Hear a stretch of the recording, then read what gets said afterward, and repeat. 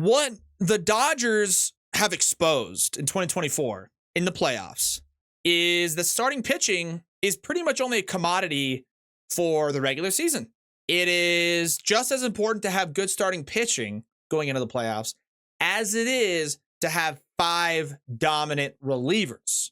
In fact, as the Dodgers play out their strategy in the 2024 playoffs, I'd almost have 6 or 7 reliable relievers over even 1 or 2 decent starters.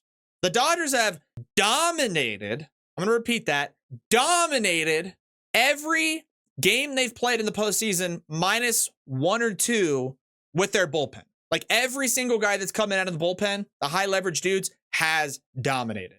It just hasn't worked out for them in terms of strategy when their starting pitchers don't go deep or give up early damage. Yamamoto in the NLDS, Flaherty in the NLDS, and Flaherty in the NLCS.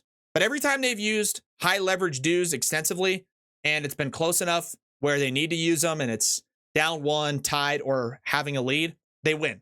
The Dodgers have exposed the new strategy that I think a lot of teams are going to go for and model going into the next season, 2025 and beyond, and trying to get into the postseason. The Dodgers have, I don't want to know, I think the Dodgers 2024 playoff strategies not only exposed baseball and exposed a new strategy, but it's something that so many more teams are going to model their game after if they have playoff aspirations. Because the Mets had 4 or 5 solid starting pitching options. If you include Kodai Senga, you had Minaya, you had Severino, you had, who am I forgetting? There's one more mixed in there. Who am I forgetting, guys? Let's see. Oh, Peterson and Quintana. So the Mets going into the championship series had Jose Quintana, Luis Severino, David Peterson, Sean Minaya, even Kodai Senga. Bunch of really solid, like number 2, 1 or 2 starters. Like really good, really good.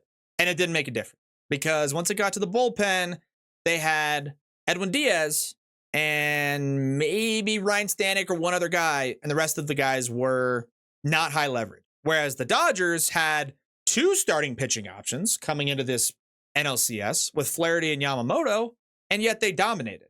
Now, of course, their offense is the most unbelievable thing I've ever seen with my entire baseball experience and history, but they have 5 or 6 or even 7 reliable, high leverage arms in the back end of their bullpen. And that's what teams are going to model after moving forward. I absolutely guarantee it.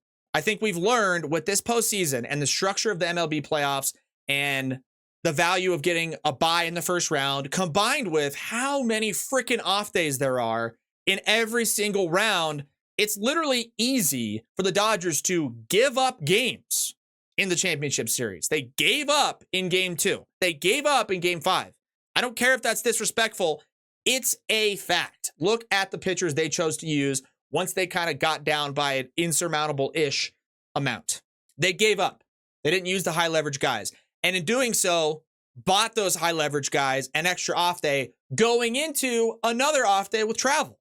And it's exposed with the off days, with the format of Major League Baseball's playoff structure, travel days, home field advantage, and you need to mix all those off days in.